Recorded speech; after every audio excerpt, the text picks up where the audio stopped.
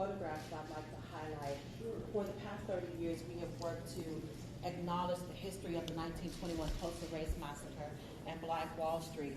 The work in this pictorial exhibit is based largely on the writings of former state representative Don Ross. And this land where we stand now is considered sacred ground. This was once home to Black Wall Street. In this image, which is dated 1917, you can see Black-owned businesses.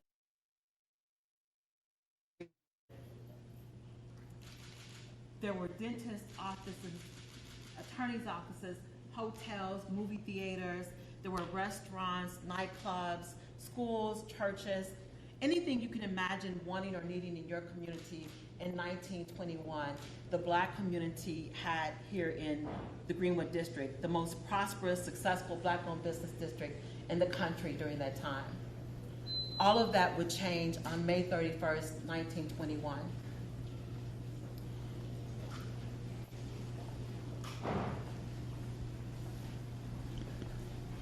This image here is of Mount Zion Baptist Church.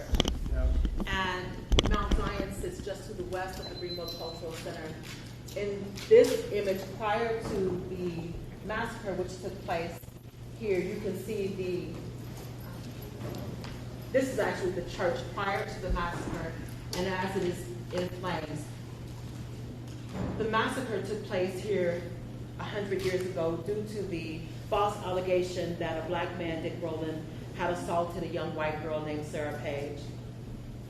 Within 24 hours, the community would be completely destroyed at the hands of thousands of white rioters who invaded the Greenwood district, who burned more than 1,000 homes to the ground, 35 square blocks of property, at least 300 people lost their lives, and 300 Black-owned businesses would be completely destroyed. More than $2.7 million in insurance claims were filed by Black homeowners and business owners.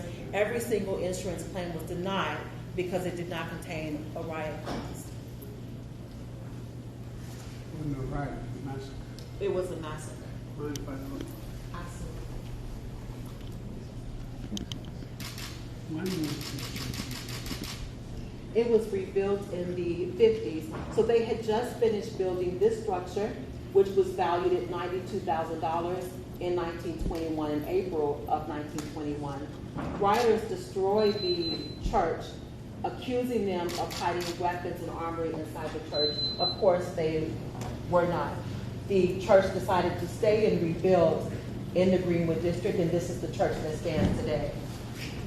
What many people don't know about the story of the Greenwood district is that by 1925, the African American community had completely rebuilt the Greenwood district.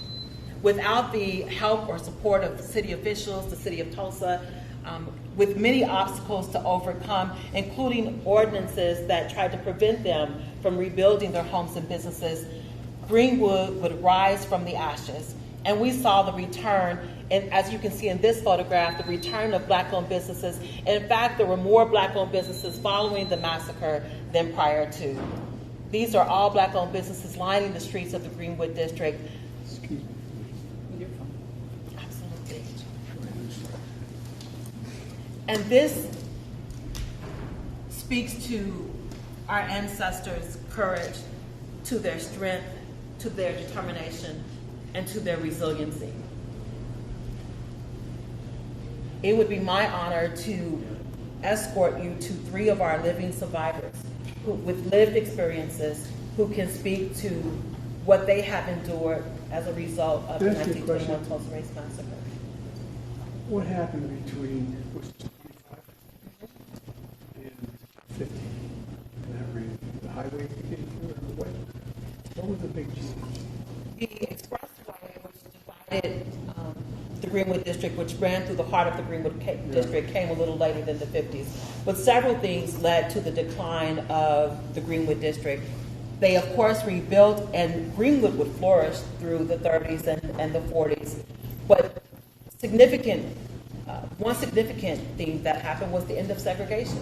The dollar, which had circulated in this community up to at least 19 times, was now being spent in white-owned establishments. And when we asked our survivors why they began to spend their money outside of their community, they said, well, we had that right to within our Dollar and White-owned businesses and stores and restaurants, and we wanted to exercise that right, not understanding the long-term consequence that it would have on the small business owner's house in the Greenwood district.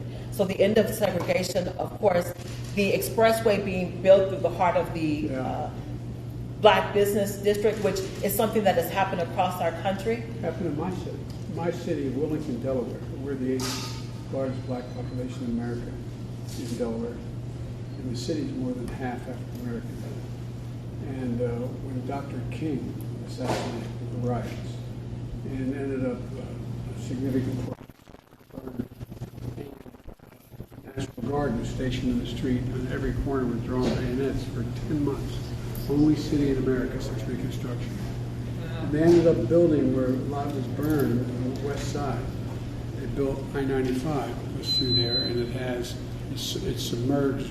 Not most of the places, bridges going across.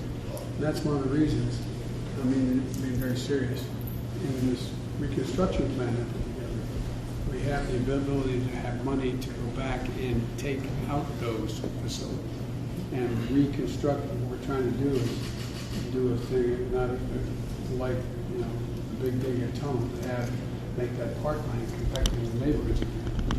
It's something that I don't know what would be appropriate here.